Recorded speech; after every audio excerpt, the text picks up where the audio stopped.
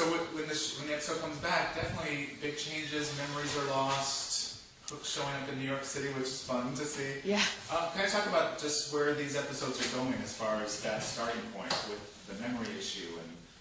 Yeah, I mean, when we start, Emma's spent a year with Henry in New York and has memories of having raised him since he was born and has been a mother for a year now. And she's very domestic. You know, she's cooking him breakfast and they're playing video games and they're having adventures together that are fairly normal and don't involve creatures and monsters and things like that. And there is this knock on the door, and it's a man dressed like this. Dressed like... who kisses her, which I don't know that she would really be that resistant because of his handsome charms, but he is dressed like this, which is a bit of a concern. And then they kind of go on a journey together in terms of him trying to convince her that there are other things she needs to remember and that there might be a part of her life that she doesn't know about. Yeah. As far as Hook's part of it. I mean, as far as Hook is concerned, you know, he kisses her.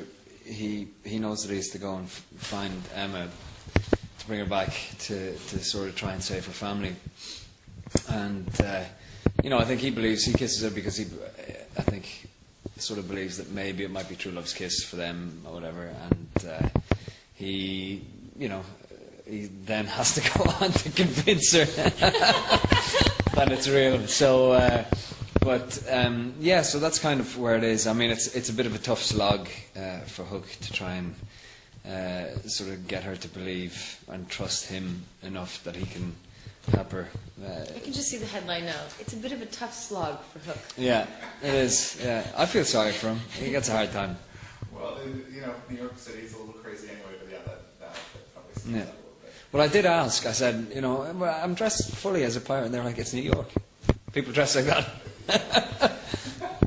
Talk about the Ozness of these episodes. After we just finished with Neverland, now we're kind of playing around with a lot of Oz icons and that. You know, what did you guys think when you first heard that? And now that you're interacting with a lot of these characters inspired by The Wizard of Oz. I think we all grew up liking The Wizard of Oz and enjoying those characters. So that's part of the fun for us on the show, is finding out what the next villain is going to be and what the next journey is going to be in the next world we're going to deal with. So we were all excited about the idea of it being Oz and the Wicked Witch and all of those characters that come along with that. I find that this half of the season is, I don't know, it just feels a little darker and eerie to me. Yeah, it is. It definitely is spookier. Yeah, I think it's especially the monkeys. The monkeys do they're very creepy. But it is, and I think Rebecca's great at that. She's sort of brought a great twist on the witch, and there's a definite scarier vibe. Yeah, they definitely teased pictures of her and some very short clips of her. How big of a threat is she compared to past threats, whether it's Pan or just others? Is she as formidable, or is she even bigger than what they faced in the past? They're all formidable in their own ways. You know, they're all dangerous and they're all life-threatening. But she's been particularly tricky because we've been so unaware of her plan and what it takes us a really long time to start piecing together what she wants and why she wants it and what she's after, which makes everyone feel at risk. So it's not clear, you know, with Pan, it felt like the threat was really toward Henry, and we really were all focused on saving Henry. Now it sort of feels like the focus is everyone. So everyone is looking over their shoulder, and everyone is wondering who's next and what does she want and why does she want it. And she plays such intense, complicated mind games that it may seem like she's after one thing, and by the end of the episode you realize she's after something totally different. So you're always off kilter when you're dealing with the Wicked Witch. What would you guys say to the romance, the Captain Swanness of it all, that a lot of fans love? And is Neil still in the picture? Because I know there's a lot of people are in a lot of different places. Well, you know, Neil's always going to be in the picture because Neil's Henry's father. You know, that's never going to change. He will always be the birth father of Henry. But it was all kind of put on hold for a while Emma was in New York and Hook was away. I mean, I don't know what Hook was thinking about while he was away from Emma for a year. What was he thinking about?